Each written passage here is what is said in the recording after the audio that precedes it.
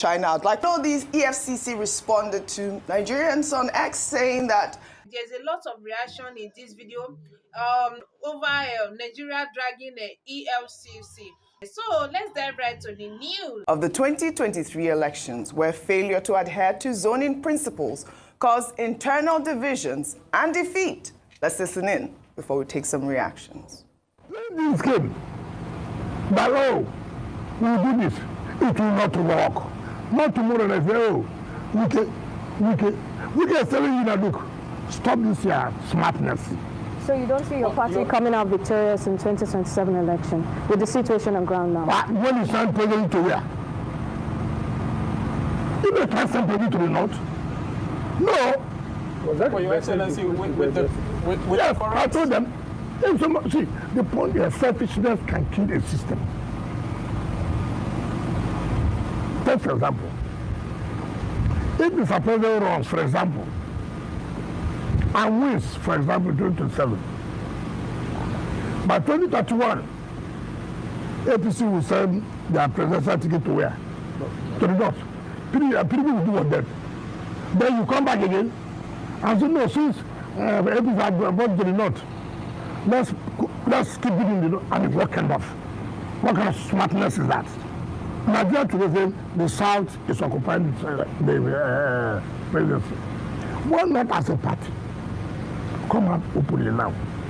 Our presidential candidate will also come from the South. Now, you don't want to do that. You want to play the same game. You play the 2023. It will backfire. And when it backfires, it's all these people did this, people did that. It will backfire. And I told people, this smartness don't help you. Not tomorrow, I say, oh, we can tell you that, look, stop this your smartness. All right, Wike is advising the PDP to stop the smartness. I mean, Sunday was quite a day, wasn't it, Dr. Abati? When we saw that video of, Minister Wike, attending that meeting. And I understand that he was actually invited to that meeting, which really puts our political landscape in some sort of, I don't know what to call it, whether jeopardy or not. But, like I said, we want to discuss some of the reactions from this parley and the fact that, the PDP, Wike has now, re-emerged as a serious stakeholder in the PDP. Let me take this one from Dr. Udo, who wrote, now, 2027 is shaping up exactly the way some of us expected. Wike and his group are once again pushing the southern turn agenda. They plan to front Seyi Makinde for the presidential ticket. But now, I have even more clarity on the likely combination of political moves they may employ. Pushing Makinde alone won't be enough. I anticipate Wike will attempt to outmaneuver Peter Obi, just like he did in 2023. Here is how I think it will play out. Wike will rally his team around Makinde for the PDP presidential ticket, while also reaching out to Peter Obi with an offer. They'll support him in the 2027 elections if Makinde loses the ticket to Atiku.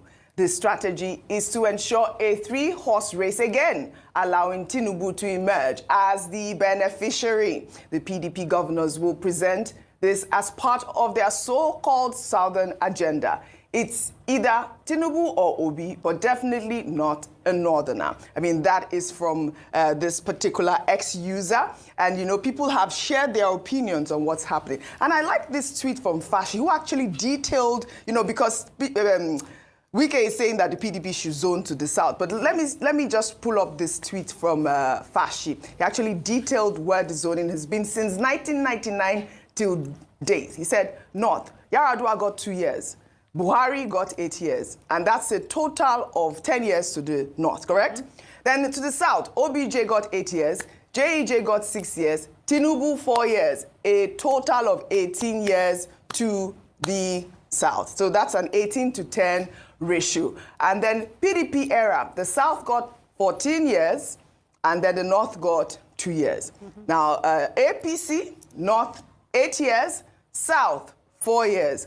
His question is, based on the above, which zone and party shortchanged each other? These are the questions, that 18 to 10 ratio.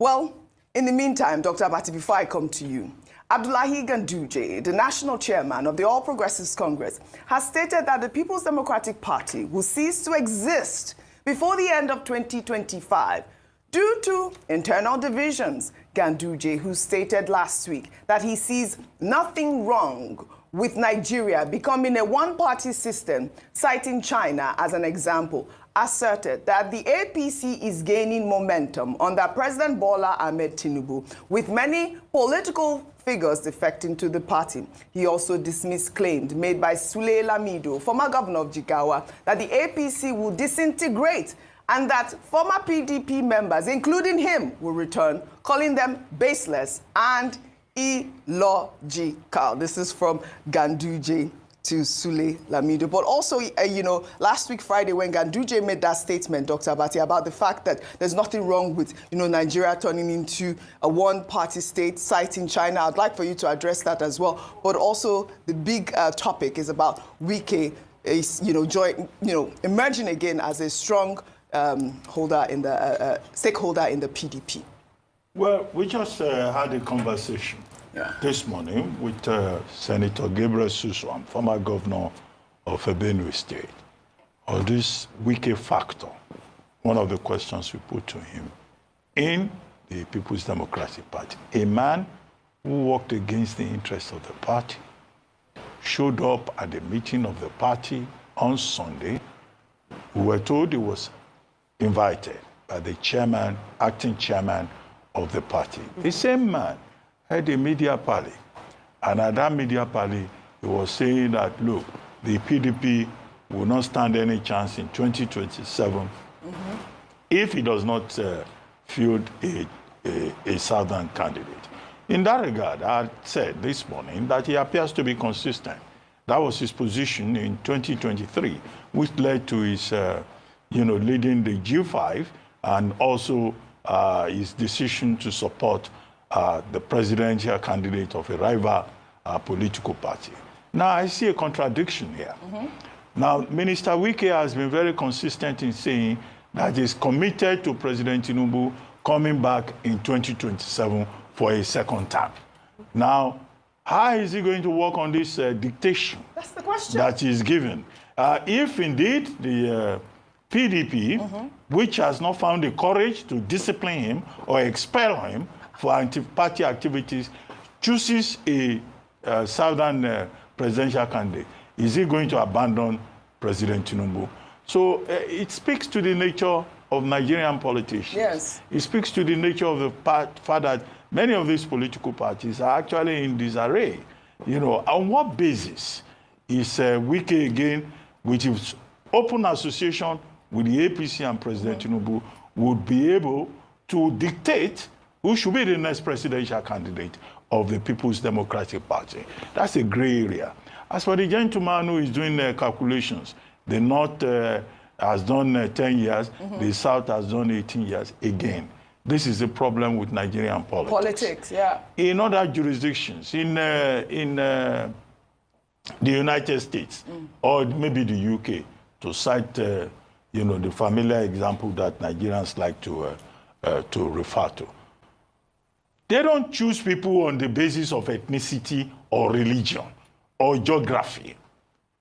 Look, our democracy is not going to move or make serious, far-reaching difference until we get to a stage where there is meritocracy, until people are chosen on the basis of what they can do, what they can achieve, what difference that they can make, not on the basis of whether they come from Ekulobia or they come from Ekulobia, or they come from Kaura Namuda, or they come from Djibouti, but because they are competent people who can move Nigeria forward. But we're unfortunately still at the level of ethnicity and religion, and that's why we are counting, years spent by the North or South, or as if we are counting beings. As for Dr. Ganduje, well, he says that the APC, the PDP will disappear. Well, by what calculation is he saying that? But the more important thing that he was talking about It's not just about saying 2027 is a done deal for APC and President Tinubu. It's his talk about one-party state. Yes. Now, I wrote an extended piece today, back page of This Day, in which I interrogated this connection between the factions, which Ganduje is obviously excited and over-enthusiastic about, you know, and also, you know, the possibility of a one-party state. A one-party state is the very antithesis of multi-party democracy. In a one-party state, he's citing the example of China. Yeah. In a one-party state, you don't have freedom of expression. Nope. You don't have your fundamental human rights. In fact, if you dare express an opinion, you will be crushed. There's death penalty for corruption. Whatever. You know, it's a draconian, authoritarian system that you will find. We found in Nazi Germany, in Mussolini's Italy, and also in China, in North Korea, in Cuba. Is that the kind of thing he wants for Nigeria? Where was he when civil society was fighting for the exit of military rule in this country and return to civilian rule? The whole struggle for civilian rule, civilian democracy, was about people having rights, people having the opportunity to make free choice. And here is the chairman of a political party in 2024 calling for a reversal of all those gains. Oh, God. Some of these people. Dr. Martin, short of words. Oh, God, that's speechless. I mean, really, but you made very, very good points as opposed, and I mean, with regards to this one-party state system. We are a democracy, and that's what we are practicing here. We should not move to a one-party state. Adefemi, before I come to you, still on Minister Wike. Minister Wike also addressed the political crisis in Rivers State, which led to the suspension of Governor Sim Fubara. He said Fubara is now making reconciliatory moves and recently visited him with 2 other governors, APC governors, he said. Wike also claimed that Fubara was misled by some governors before the crisis escalated. Well, let's take a look. I'm coming. I said the president has called for peace severally. And I cannot sit down. And one president has called for peace. He said, don't want peace. Yes, he came. He came with 2 governors and 1 other person. Unfortunately, the 2 governors are APC governors, unfortunately. So I will not pursue him. And he said, he wants peace. Fine. I want peace. This is a self-inflicted injury. God has given you this thing. Why not humbly? And don't allow people to push you. They are telling you to act, you're a governor. We know. Nobody is taking it the way you're a governor. They say, oh, we just trying to control, demand money, this and that, this and that. I'm sure all of you will have that opinion. There's nothing. They have a television called Arise. They push him and push him. Governors can push him. And where are they now? I think those governors are enjoying their own.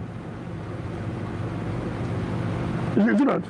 You don't need to attend to that kind of problem. Governor Wike is Mr. Wike, sorry. He's so special. Yes. Minister Wike. I mean, who amongst you guys pushed Fubara? I'm innocent here. Fubara, who did that? Who among you guys? No, I want to know. Because he called us out by name. He called us out. I'm just an innocent bystander. I mean, Fubara is a grown man who was capable of making his own decisions. Yes. I mean, you can't be pushed that much to actually go and do all of them. But you know, yesterday we took this story of, Governor Fubara, suspended Governor Fubara, saying that, he may not return to office. I mean, he may not want to go back to office. We didn't fully discuss that as well. Adefemi Akinsoya. I mean, it's very interesting because, if we start on yesterday's comments, which is what he made here, the conversation we had yesterday was essentially that it seems though he's trying a different tactic. Yes. When he used force and Agidi, we saw what that gave him. So now he's trying to use peace and a softer tone, and we'll see if that is a situation of perhaps that will yield a different outcome. So we don't know. I mean, sometimes when people ask questions in an impromptu manner, they may say something that they might not have intended to. So we don't know as it stands questions now whether or not Governor Sim Fubara truly does not want to return as governor. I don't actually think that's the case. Yeah. That being said, going back to what Minister Wike has said, I think that it's a good thing that he says that he is open for peace. I think that we're on the right path there. All right, fantastic. Did you want to say something before we move to the next story? Okay. Really Yes, well, quickly, yeah. you know, it appears that Governor Fubara is beginning to listen to some of the people that have been advising. Yes. You recall that, was it last week, we were saying that the president of Mosend, as the Niger Delta, you know, ethnic minorities development group, he was saying that Fubara should call his followers to order and that they should stop fighting. Yes. Engineer Edangs Eradiri, former president of the Ijaw Youth National Council, also said a similar thing. That, look, most of these people who are fighting, who are, you know, creating problems, they will not help him. Now, on the basis of that, we have now seen that at the service of some commendation service for Pa Edwin Clark, that was where he made the statement that not everything is so shogbe, and that, you know, people should stop fighting. Yes. He's not the one sending them, which is a reflection of him listening to their advice, which is a reflection, a confirmation of the fact that he has been taking steps to seek reconciliation with Abuja, with his godfather that is in Abuja. And it was on that occasion that he says his spirit has left the government house. Well, you made the point that he's an adult. Yes. Now, he cannot just be talking like an adult from every direction. If his spirit has left the place, then let him resign. If your spirit has left a particular job, then move on as an adult. Yes. You know, some of these boys. You know, but in any case, what Minister Wike has now said is that he came to him to come and beg. In the report by Premium Times that I saw, you know, it was reported that, you know, he was led to the minister by Chief Olusegun Oshoba and the governor of Ogun State, Dr. Dapo Abiodun. And it was at that occasion that he knelt down. Lady Olayinka said he prostrated. It's there in the Premium Times report. And so if he has shown that penitence, you know, what Wike is saying would seem to make sense. That it's not just enough to come and prostrate, kneel down, hold legs, and, you know... There's holding of legs there too. Yes. Prostrate and hold... Okay. It was a process now. 6 months suspension. It's easy. But in any Like case, you said. All right. what the governor said, what the minister said is that the president wants peace. Yes. Fubara himself now wants peace. Correct. Now let them continue to negotiate and all that. Well, after all this is resolved, we will still come back to the point about how one man, one individual, will say that he's the Lord and Master of a political process, of a democratic process in the state, and that he could dictate to both the people and the governor that they elected. Well said, well said. At the end of the day, let peace reign. We'll take another story now. The Economic and Financial Crimes Commission has responded to a viral video showing the founder of Tantita Security Services, Tom Polo, allegedly abusing the Naira. In the video, Tom Polo was seen dancing, reportedly during his 54th birthday celebration in April, while a man sprayed 1,000 Naira notes on him, sparking a debate online with some ex-users daring the EFCC to apprehend him. Well, let's take a look at that video before we discuss EFCC's response.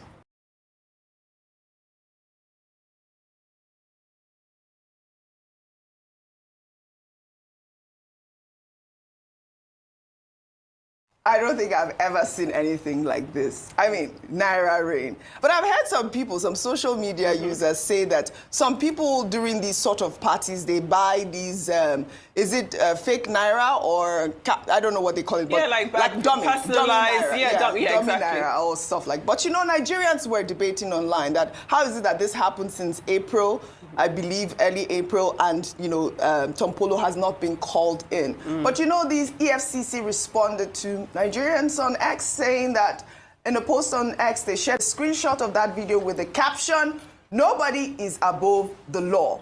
Tom Polo will have questions to answer. It's good that the EFCC has responded to this, but let me take the, sort of comments that we saw on X. This is from Street Lawyer, who wrote, after embarking on a 5-hour journey to cross the high seas to get to his country home, I bet you wouldn't dare tell him he's under arrest. The very last person you'd question is Tom Polo. If you call it a challenge, I'll be here to watch your space for years to come. If the federal government couldn't arrest him when he was at war with them and made the Niger Delta unsuitable for government oil activities, who is the EFCC? And that is sort of the question. Those are the questions that Nigerians were asking. Because this video has been circulating online, Adefemi Akinsoya. I mean, well, he's asked, the person is asked, who is the EFCC? The EFCC, Economic and Financial Crimes Commission. It's up to them to show who they truly are. Yeah. Because in such instances like this, while we can all accept that socially the abuse of the Naira is one of the most flouted laws in this country, if you are going to enforce these laws or these protections, then do so across the board. Because I say so, when Iyabo Ojo's daughter got married last month, I believe that she came on social media and said that she was also invited by the EFCC on this same issue. And the scale is completely different. What we are seeing here in this video is not the same we saw at Iyabo Ojo's daughter's wedding. Yes. So if she was called in for questioning, I don't think there was any type of severe punishment, but she did release a statement